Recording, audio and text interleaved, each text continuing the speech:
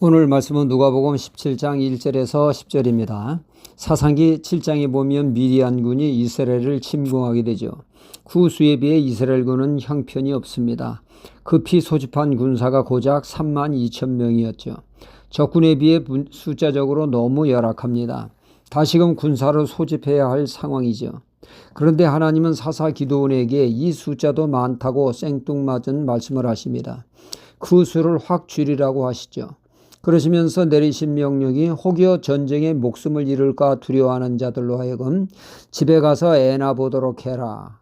사사 기드온이 하나님의 말씀을 전하자 말이 떨어지기가 무섭게 이게 웬 떡이냐며 집으로 돌아간 자가 자그만치 2만 2천 명이나 되었습니다.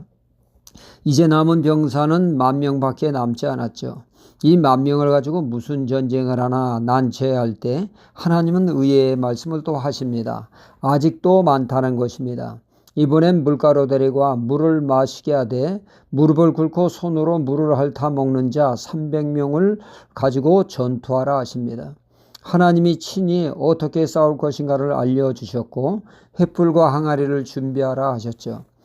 횃불을 항아리에 감추고 그는 한밤중에 항아리를 깨트리며 적진을 향할 때 자다가 깨어난 미디안군은 자신들의 군대를 적군으로 오판하여 서로가 서로를 죽이고 죽이는 어이없는 일이 벌어지므로 미디안군은 전멸하다시피 했고 주랭랑 침으로 이스라엘이 완벽한 승리를 갖게 되었습니다. 이 승리에 이스라엘군은 큰 소리칠 수 없었죠. 그들의 승리는 자신들의 탁월한 능력과 힘으로 이루어진 것이 아니라 전적인 하나님의 역사였기에 그들은 하나님이 하셨습니다 라고 겸손히 고백할 수밖에 없었습니다. 하나님은 이스라엘군의 숫자가 많아 자신들의 힘을 믿고 싸워 승리함으로 우리가 힘으로 제압했다 하며 교만하게 나올 것을 염려하셔서 그 숫자를 확 줄여 겸손히 하나님만 바라보게 하신 것이죠. 하나님이 애굽의 이스라엘 백성들을 광야에서 자르굴로 우러굴로 그들을 연단하시면 그들을 낮추어 낮아지게 하심이라 말씀하고 있죠. 그 목적을 분명히 밝히고 있습니다. 신앙은 첫째도 겸손이요 둘째도 겸손, 셋째도 겸손입니다. 성경은 말씀하죠. 하나님은 겸손한 자에게 큰 은혜를 베풀어 주신다고 말씀하고 있습니다. 이에 비해 교만은 패망의 선봉이라고 하셨습니다. 사람이 망할 짓을 고려할 때 보면 그 사람은 교만의 극치를 달린다는 것이죠. 자기가 최고고 모든 사람이 자기의 가르침을 받아하며 그는 그 누구도 나를 가르칠 수 없다는 교만으로 충만하게 되죠. 그 어떤 사람의 말에도 귀를 기울이지 않게 됩니다. 그래서 망하게 되죠. 이스라엘의 초대왕 사울은 초창기 하나님의 부름을 받을 때 그는 겸손하기 그지없었습니다. 그러나 왕이 되고 등 따시고 배부르자 그는 갈수록 겸손이 변질되어 교만하기 그지없었죠. 하나님의 말씀에 온전히 순종하지 않았습니다. 그는 가는 곳곳마다 자신의 기념비를 세우는데 올인을 했습니다. 나 위대한 왕 사울이 이곳을 다녀가다라고 말이죠. 그때 그의 마음에는 악령이 역사하여 갈수록 마시간 이상한 행동을 합니다. 그의 사위여 나라를 골리앗에서 건진 1등 공신 다윗을 죽이고자 혈안이 되었습니다. 그에게 악령이 기승을 부렸던 것은 교만은 사단의 마음이기 때문입니다. 사단은 피조물인 주제에 감히 하나님의 자리를 넘보며 스스로 하나님인 양 자신을 한껏 높이지 않았습니까? 사단의 특징이 바로 교만입니다.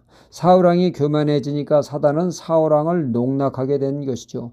교만한 너는 나의 종이라고 말이죠. 마음껏 그를 유린하며 그는 비참한 인생이 된 것입니다. 교만한 자 사단의 밥이 되어집니다.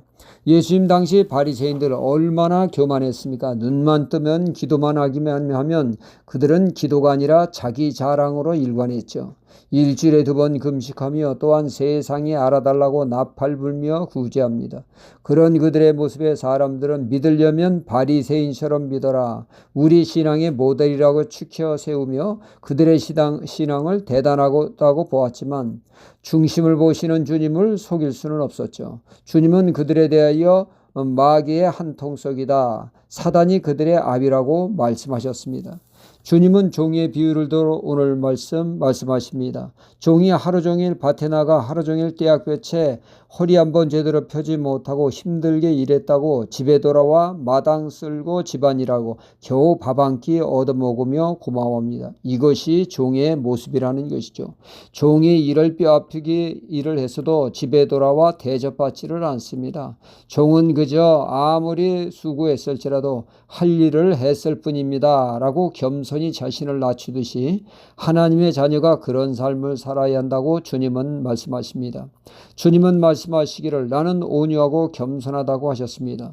수고하고 자신을 낮추는 겸손한 마음이 바로 주님의 마음이요. 우리가 그 마음을 품을 때 하나님의 은혜가 넘치는 삶이 될 줄 믿습니다. 할렐루야.